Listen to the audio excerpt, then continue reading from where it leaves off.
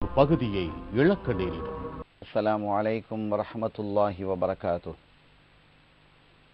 ஹம்தன் லிமன் ஹலக்கல் இன்சான் வ அல்லமஹுல் பயான் வஸ்ஸலாத்து வஸ்ஸலாமு அலா ரசூலில்லாஹ் வ அலா ஆலிஹி ஹிஸ்பில்லாஹ் வ ஸஹாபிஹி ஜுந்தில்லாஹ் வ பஅத். ஃபக்கத் கால அல்லாஹு தஆலா ஃபில் குர்ஆனில் அஸீம் வல் ஃபுர்கானில் மஜீத். أعوذ بالله من الشيطان الرجيم بسم الله الرحمن الرحيم إن الدين عند الله الإسلام. சங்கைக்குரிய இந்த நிகழ்ச்சியை அவதானித்து கொண்டிருக்கக்கூடிய மூன் டிவி நேயர்களே, எல்லாம் வல்ல அல்லாஹுவின் பேரருளும் நபிகள் நாயகம் ஸல்லல்லாஹு அலைஹி வஸல்லம் அவர்களது நல்லாசியும் நம் அத்தனை பேர் மீதும் நிலவுமாக. அல்லாஹும் அவனது ரசூலும் எந்தெந்த கர்மங்களை எடுத்து நடக்க வேண்டும் என்று நமக்கு கட்டளையிட்டுள்ளார்களோ அவை அனைத்தையும் எடுத்து நடக்கவும், எவைகளை தவிர்த்து நடக்க வேண்டும் என்று உத்தரவு பிறப்பித்துள்ளார்களோ அவை அனைத்தையும் தவிர்த்து நடக்கவும் ஆரம்பமாக எனக்கும் உங்களுக்கும் நான் வசியத்து செய்து கொள்கிறேன். அல்லாஹ் தௌஃபீக் செய்வானாக. ஆமீன். சங்கைக்குரியவர்களே, சையதுனா அமீருல் முஃமினீன் உமர் இப்னுல் கத்தாப் ரலியல்லாஹு தஆலா அன்ஹு அவர்கள் யுத்தம் நடத்துவதற்கு முன்பாக பாரசீகத்தினுடைய சக்கரவர்த்தியாக இருக்கக்கூடிய இஸ்தஜுர்தை உங்களினுடைய முக்கிய வீரர்கள் சந்தித்து நேர்வழியின் பால் அவரை அழைக்க வேண்டும்.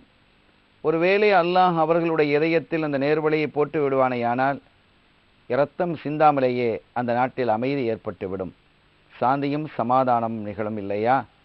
எனவே நீங்கள் தகுதியான நபர்களை அனுப்பி அவர்களை நேர்வழியின் பால் அழையுங்கள் என்று சொன்ன அந்த அடிப்படையிலே ருஸ்தும் இந்த யுத்தக்களத்திற்கு வருவதற்கு முன்பாகவே ஒரு 14 அல்லது 15 பேர் கொண்ட ஒரு குழுவை சையதுனா ஸஅத் ரலியல்லாஹு தஆலா அன்ஹு அவர்கள் மன்னரை நோக்கி அனுப்பினார்கள். அதிலே இடம்பெற்ற நபர்களினுடைய பெயர்கள் சிலரை நாம் குறிப்பிட்டு காட்டினோம். அதிலே ஒரு ஆள், அவர் தலைமையாக தாங்கியிருந்தவர்கள் நுஅமான் இப்னு முக்ரின் ரலியல்லாஹு தஆலா. இவங்க தான் அந்த குழுவுக்கு தலைமையாக அனுப்பிச்சாங்க போகிறாங்க. இவர்கள் அபு அம்ர் என்று அழைக்கப்பட்டவர்கள்.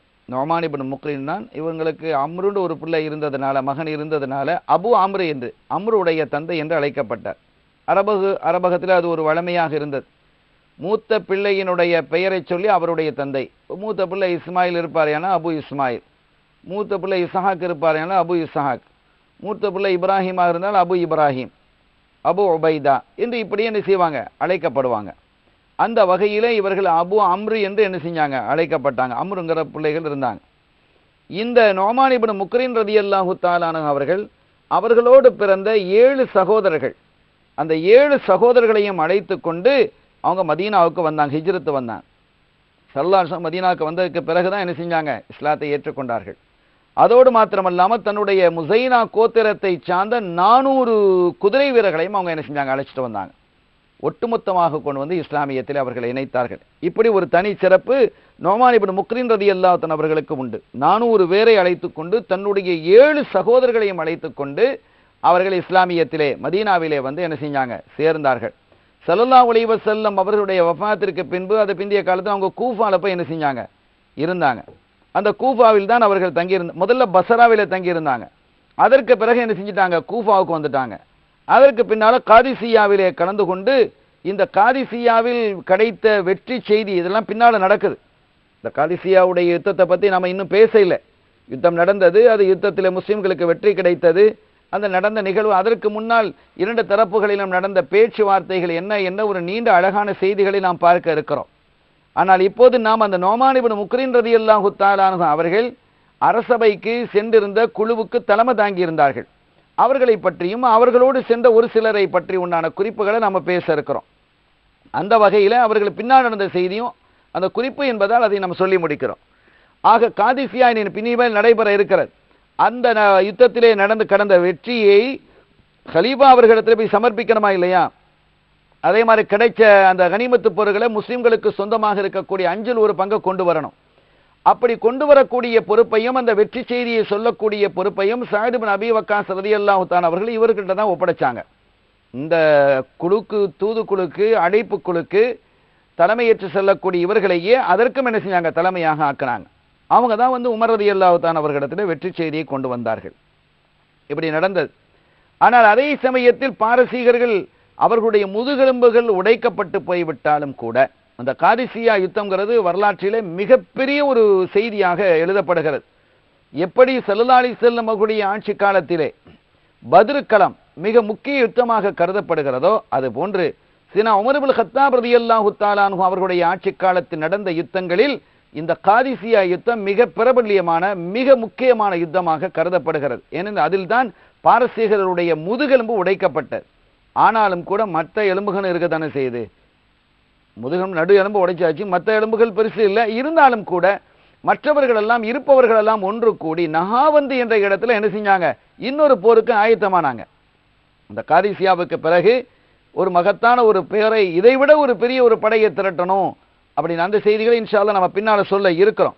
ஆகவே அப்படி ஒரு படையை திரட்டி அங்கே நம்ம என்ன செய்யணும், இந்த முஸ்லிம்களை எப்படியாவது சின்ன பின்னப்படுத்தி நம்முடைய நாட்டை விட்டு நாட்டில் அடக்காட்டாலும் பரவாயில்ல ஓட வச்சிடணும் என்ற ஒரு சதி திட்டங்களையும் அந்த பாரசீகர்கள் தீட்டினார்கள். இந்த செய்தி அவர்களுக்கு யாருக்கு கிடைக்கிறது, சீனா அமீர் மோமினின் உமர் இப்னு கத்தாப் ரலியல்லாஹு தஆலா அவர்களுக்கு கிடைக்கிறது. இது காதிசியா யுத்தம் நடந்து பல ஆண்டுகளுக்கு பிறகு, ஏன்னா அதுல வந்து அவங்க தயாராகிறதுக்கே பல ஆண்டுகள் எடுத்துடுச்சு. இன்னொரு யுத்தம் நடத்தணும்னு சொன்னா அதற்கு என்னமோ ஒரு 2-3 மாசத்துல ரெடி ஆக முடியாது. அந்த அளவுக்கு முதுகெலும்பை உடைச்சு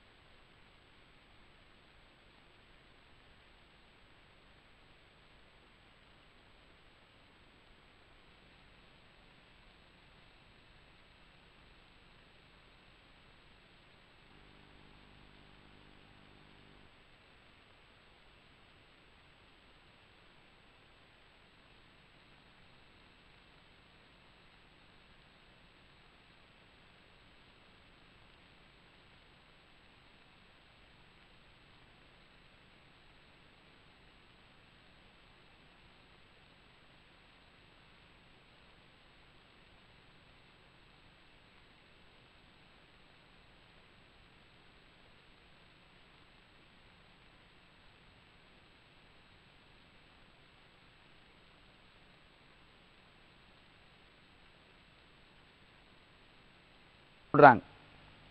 சீனா நோமான் இப்னு முக்ரின் ரலியல்லாஹு தஆலா அவர்கள் அதை ஏற்றுக்கொண்டார்கள். அதற்கான ஒரு படை ஆயத்தப்படுத்தப்பட்டது.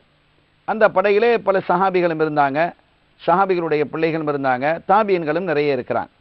அப்ப அவர்களை பார்த்து சீனா உமர் இப்னு கத்தாப் ரலியல்லாஹு தஆலா சொன்னாங்க, உங்களுடைய தளபதியாக நோமான் இப்னு முக்ரின் ரலியல்லாஹு தஆலா அவர்களை நான் நியமிக்கிறேன். அவர்களினுடைய பணிகள், ஏற்கனவே அவர்கள் ஆற்றிய சேவைகள், தியாகங்கள் எல்லாம் உங்களுக்கு தெரியும். கண்மணி ஸல்லல்லாஹு அலைஹி வஸல்லம் அவர்களும் இவர்களை என்ன செஞ்சிருக்கிறாங்க, நேசிச்சிருக்கிறாங்க. ஸல்லல்லாஹு அலைஹி வஸல்லம் நேசத்துக்கு உரியவர். தன்னுடைய சகோதரர் 7 பேரோடு இஸ்லாத்துக்கு வந்து இணைஞ்சவங்க, எல்லாத்தையும் அழைச்சிட்டு வந்தாங்க. தன்னுடைய முசைனா கோத்திரத்திலிருந்து 400 வீரர்களை, குதிரை வீரர்களை அழைச்சிக்கிட்டு வந்தவங்க. இப்படி எண்ணற்ற நன்மைகளை செய்த ஒரு அற்புதமான சஹாபி. அதோடு மாத்திரமல்லாமல் பல அரசவைகளுக்கு சென்று அரசர்களோடு பேச்சுவார்த்தைகள் நடத்தியவர்கள். எல்லா விதமான அனுபவங்களும் இருக்கிறது. ஒரு மூத்த சஹாபி அவங்க என்ன செய்றாங்க, இருக்கிறாங்க. எனவே அவர்களை உங்களுக்கு நான் தளபதியாக ஆக்குகிறேன். ஒருவேளை இந்த யுத்தத்தில் இவர்கள் ஷஹீதாக்கப்படுவார்களேயானால் செய்தா ஹுதைஃபா ரலியல்லாஹு தஆலா அவர்கள் அந்த பொறுப்பை ஏற்க வேண்டும். ஒருவேளை ஹுதைஃபா ரலியல்லாஹு தஆலா அவர்களும் ஷஹீதாக்கப்படுவார்களேயானால் ஜரீர் ரலியல்லாஹு தஆலா அவர்கள் இந்த பொறுப்பை ஏற்க வேண்டும். எப்படி கண்மணி ஸல்லல்லாஹு அலைஹி வஸல்லம் மூத்தா யுத்தத்திலே 3 தளபதிகளை நியமிச்சாங்களோ அதே மாதிரி இதில் அவங்க நியமிக்கிறாங்க.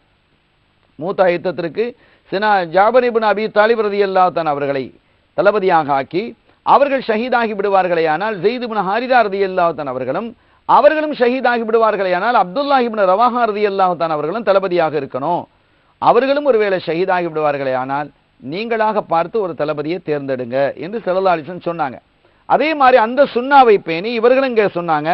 அவங்க ஒரு கட்டத்தில் தான் அப்படி செஞ்சிருக்கிறாங்க ஸல்லல்லாஹு அலைஹி வஸல்லம். அதை மாதிரி உமர் ரலியல்லாஹு தஆலா அவர்களும் இந்த யுத்தத்தில் ஒரு தடவை அப்படி செய்கிறாங்க.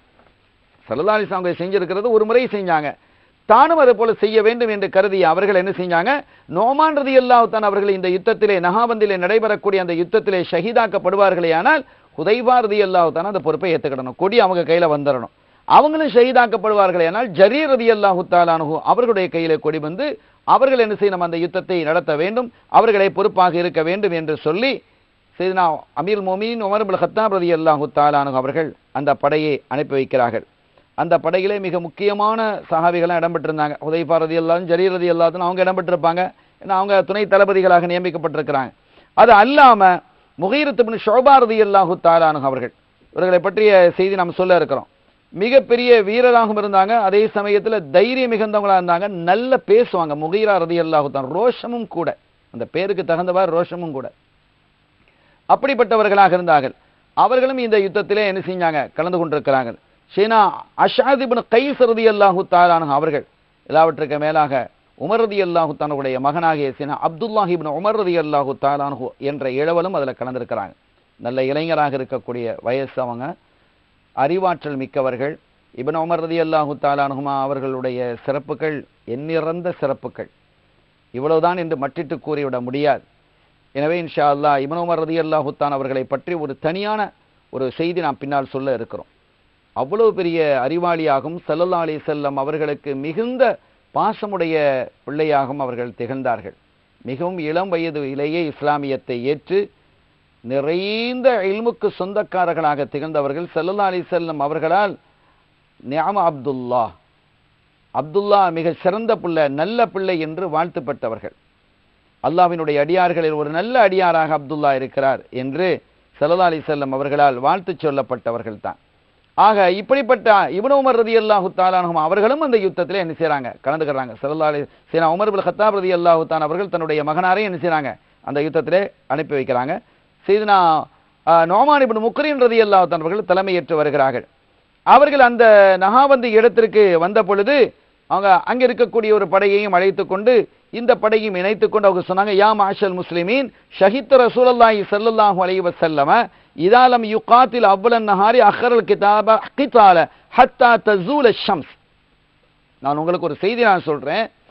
விடிகாலை பொழுதிலேயே, சூரியன் உதித்த மாத்திரத்திலேயே, அதிகாலை பொழுதிலேயே ஸல்லல்லாஹு அலைஹி வஸல்லம் அவர்கள் யுத்தத்தை நடத்தவில்லை என்றால், ஏதோ ஒரு காரணத்துக்காக யுத்தம் நடத்த இல்லை அல்லது யுத்தம் நடக்க இல்லை என்று அவர்கள், அல்லது எதிரிகள் பின்தங்கி இருக்கிறாங்க, அல்லது முஸ்லிம்களுக்கு வேற வேலைகள் அமைந்து விட்டது, அதுக்குண்டான முஸ்லீம்கள் ரெடியாக இல்லை என்று சொன்னால் ஒரு பகல் பொழுதில் அந்த யுத்தத்தை நடத்த மாட்டாங்க.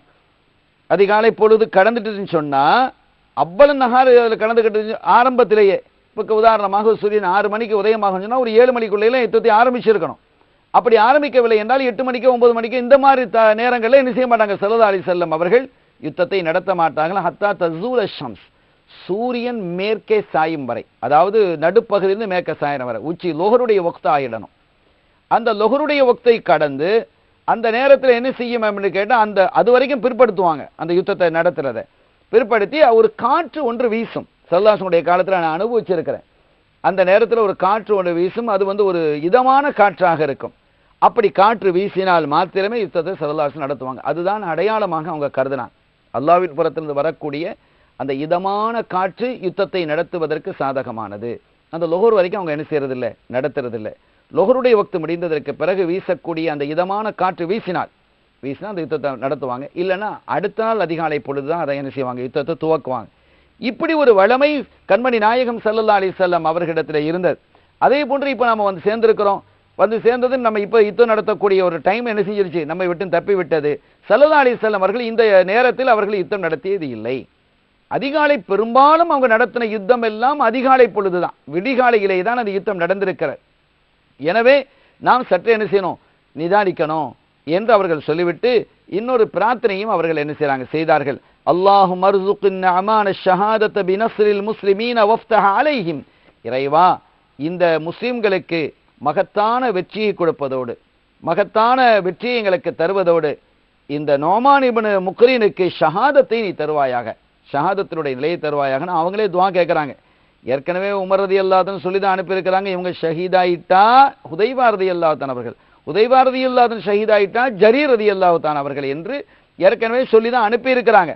இப்போ அந்த வகையில் இவங்க என்ன செய்யறாங்கன்னு கேட்டால் அந்த துவாவும் கேட்குறாங்க, இறைவா இந்த நோமான் இப்னு முக்ரினுக்கு நீ ஷஹாதத்தை தருவாயாக என்ற ஒரு துவாவை என்ன செய்யறாங்க, கேட்குறாங்க.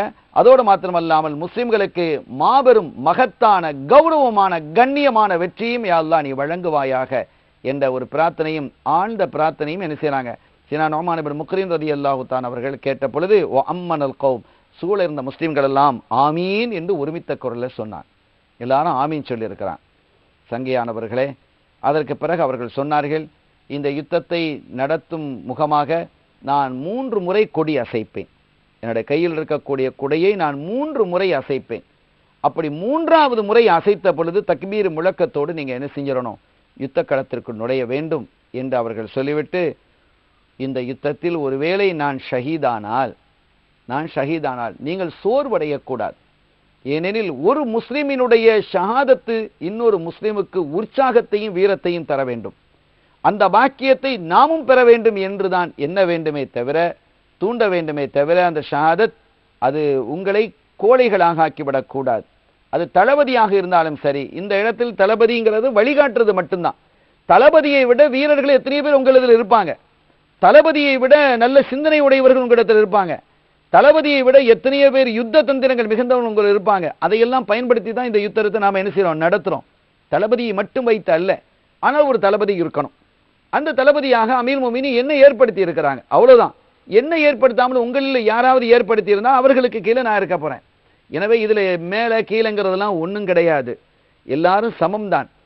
எனக்கு இந்த பழியை நான் செய்ய போகிறேன் என்று சொல்லிவிட்டு, ஒருவேளை நான் ஷஹீதாகி விடுவேனேயானால் அது உங்களை கோழைத்தனமாக ஆக்கிவிடக்கூடாது, தொடர்ந்து இதே வேகத்தோடு நீங்கள் யுத்தத்தை புரிய வேண்டும் என்று சொல்லி அடுத்தும் அவர்கள் சில விஷயங்களை சொன்னார்கள். ஒரு சிறிய இடைவேளைக்கு பிறகு நாம் பார்க்கலாம். சங்கைக்குரியவர்களே, சையதுனா நுஅமான் இப்னு முக்ரின் ரலியல்லாஹு தஆலா அன்ஹு அவர்கள் அந்த யுத்தத்திலே கலந்து கொண்டு மக்களுக்கு உபதேசிக்கிறார்கள். அருமையான முஸ்லிம்களே, அல்லாஹ்வை அஞ்சி நடந்து கொள்ளுங்கள், உங்களுக்கு இடப்பட்ட கட்டளையை முழுமையாக மனதிற்கொண்டு செயல்படுங்கள், நீங்கள் எப்படி நடந்து கொள்ள வேண்டும் என்று உங்களுக்கு ஏற்கனவே அறிவுறுத்தப்பட்டிருக்கிறதோ அதிலிருந்து கொஞ்சமும் பிசகாதீர்கள். இந்த துனியாவினுடைய பொருள்களின் மீது ஆசை கொள்ளாதீர்கள், அழிந்து போகக்கூடியது.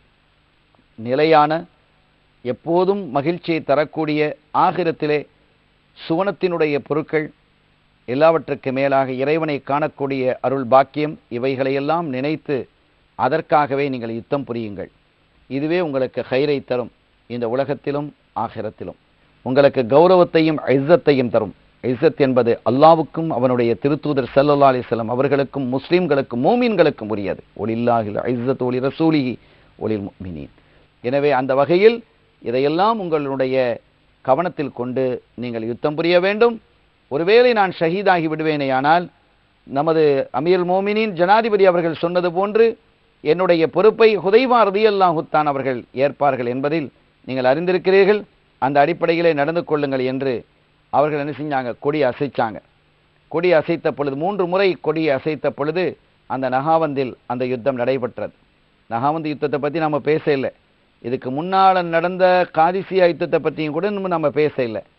இந்த காதிசியா யுத்தம் நடப்பதற்கு முன்பாக அந்த பாரசீகத்தினுடைய சக்கரவர்த்தியாக இருக்கக்கூடிய யஸ்தஜுர்த் அவரிடத்திலே ஒரு தூதுக்குழுவை அனுப்புங்க, அழைப்பாளர்களை அனுப்புங்க என்று உமர் ரலியல்லாஹு தஆலா அவர்கள் சஅத் இப்னு அபி வக்காஸ் ரலியல்லாஹு தஆலா அவர்களுக்கு வேண்டியதற்கு இணங்க ஒரு 14-15 பேர் கொண்ட ஒரு குழுவை அனுப்பினார்கள். அந்த குழுவில் உள்ளவர்களினுடைய குறிப்புகளை நாம் சொல்லிட்டு வர்றோம்.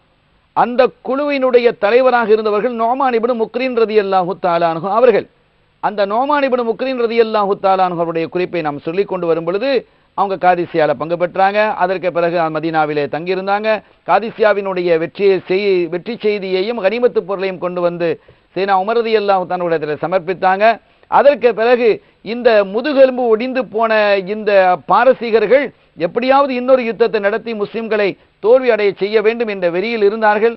அந்த அடிப்படையிலே பல வருடங்களை எடுத்துக்கொண்டு நகாவந்திலே அவர்கள் குழுமினார்கள்.